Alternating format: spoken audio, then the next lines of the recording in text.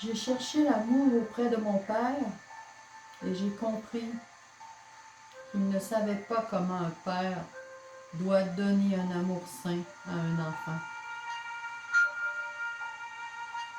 J'ai cherché plein d'amour auprès de ma mère et j'en ai eu, mais elle était trop en besogne pour me donner ce 100% que je quémandais. J'ai donné plein d'amour aux enfants et tous me l'ont bien rendu de par leur nature aimante et pure. J'ai donné mes soins avec amour inconditionnel à ces personnes qui en avaient plus besoin que moi pour traverser une épreuve souffrante. J'ai trouvé des amis, parfois aimants, parfois moins. J'ai cherché à acheter l'amour auprès des hommes en leur donnant tout sans même demander des miettes. Et j'ai longtemps cherché en les hommes ce qui n'allait pas chez eux pour ne m'avoir donné que des amours souffrants. Je n'avais pas compris qu'il fallait d'abord regarder en moi ce qui devait changer pour attirer enfin cet amour tant recherché. Apprendre à m'aimer d'abord. Je ne voyais qu'une avenue égoïste que je ne voulais surtout pas franchir. Et cette croyance limitante m'a maintenue là, dans l'inertie. Donc, pour forcer cette introspection, on m'a fait affronter l'ultime épreuve. Une tranche de vie avec un pervers narcissique. Pervers narcissique, cette expression est vraiment sur toutes les lèvres. Je vois partout des vidéos qui les décrivent de A à Z. Vous savez déjà tout ce qu'il faut savoir sur ce qu'est un pervers narcissique. Mais savez-vous vraiment à quel point il ravage le cœur de sa victime? Savez-vous ce qu'elle vit dans son cœur, dans son âme? À quel point elle est séquestrée dans cette prison infernale?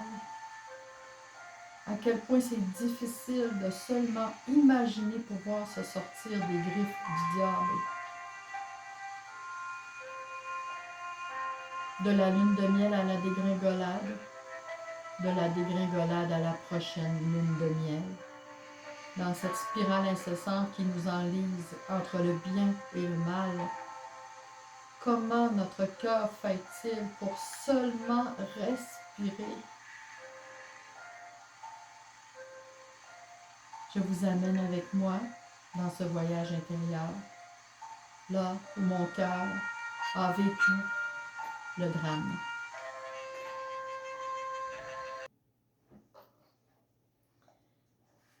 Alors, bienvenue sur ma chaîne, une nouvelle fois. Merci de vous abonner.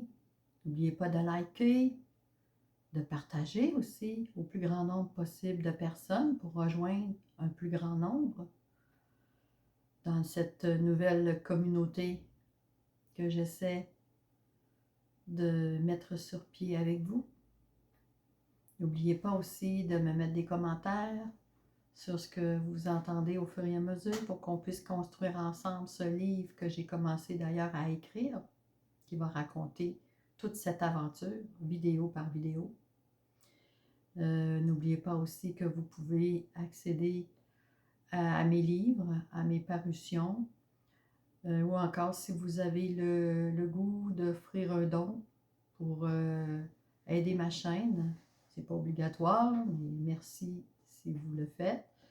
Vous pouvez m'écrire à mon adresse courriel hélènelumière1156@gmail.com. Et maintenant, j'aimerais vous lire un texte qui est paru dans mon livre Les gestionnaires de vie, en lien avec ce que je viens de vous présenter en introduction et qui s'appelle L'emprise. Alors, je vous le lis. Je suis le phoque sans sa banquise. On a ébranlé mes assises. Je souffre de m'être trop éprise de l'homme qui inventa l'emprise.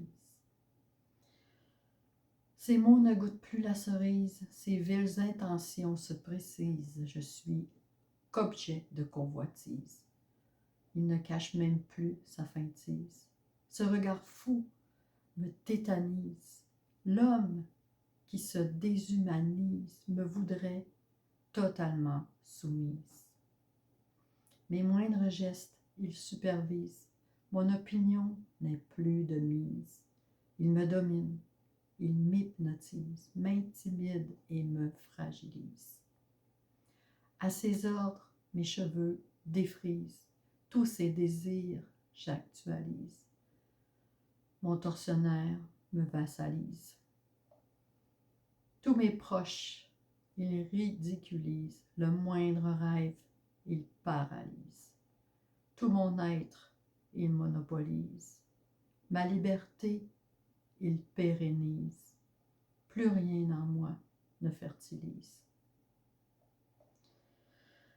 À contre-cœur, je minimise l'ampleur de l'impensable crise, surestimant ma vie trop grise.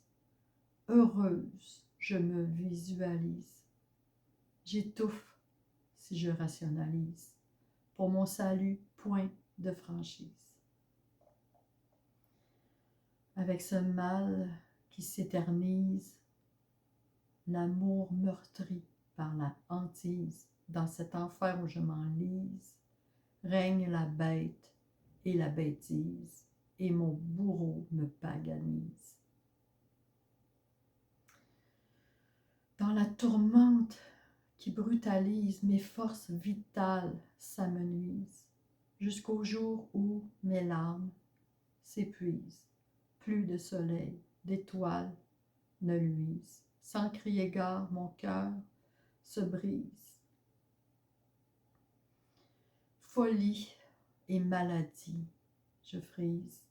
Vers l'agonie, elles me conduisent. Vite, avant qu'elles ne me détruisent, je dois retrouver ma maîtrise. Il faut que je me reconstruise. Cette inertie n'est plus admise. Il ne faut plus qu'il m'utilise, que jamais son feu je n'attise, que plus jamais l'homme ne me nuise et que jamais je ne me ravise. Étonnamment, quelle surprise! Ce grand revirement m'électrise, mental anesthésié, dégrise. Cet éveil me revitalise. Chemin plus lumineux je vise. En moi, une nouvelle force je puise. À riposter, je m'autorise et mon âme retrouve ses balises. A beau tout faire, l'homme qui méprise, je ne l'écoute plus, quoi qu'il me dise. Je ne veux plus qu'il s'éconduise, il n'en fera plus à sa guise, n'aura pas sa 100e reprise. Dehors, je ne te suis plus acquise. Des unions qui me sécurisent, met fin à toutes ces roublardises. L'homme qu'un grand mal aromatise n'ébranlera plus ma tour de Pise. Nulle larme n'emplira ma valise. Le phoque a repris sa banquise. Voilà pour mon poème sur l'emprise. Avant de vous quitter, je voulais juste vous dire que je suis vraiment très fière de moi parce qu'aujourd'hui, j'ai atteint un but que je ne croyais jamais atteindre un jour. J'ai enfin réussi à raconter cette histoire à quelqu'un parce que je l'ai toujours gardée pour moi. Même mes proches, les plus proches, les personnes les plus proches de moi n'ont jamais connu mon histoire. Vous êtes les premiers à recevoir le scoop. Mais je suis fière surtout d'une chose, c'est d'avoir réussi à raconter cette histoire, à lire mon texte, cette fois-ci sans verser une larme. Et pour moi, ça veut dire beaucoup. Ça veut dire que j'ai repris mon pouvoir sur cette histoire et qu'elle est maintenant derrière moi, que j'ai nettoyé tout ce qu'il y avait à nettoyer par rapport à cette épreuve que j'ai eu à vivre et que si je ne suis pas déjà dans la guérison, je suis en tout cas bien partie pour pouvoir la vivre. Donc, je vous remercie pour votre écoute et n'oubliez pas, je suis toujours dans l'amour inconditionnel et je vous souhaite à très bientôt. Je vous souhaite plein d'amour et on se revoit dans une prochaine vidéo. Merci. Au revoir.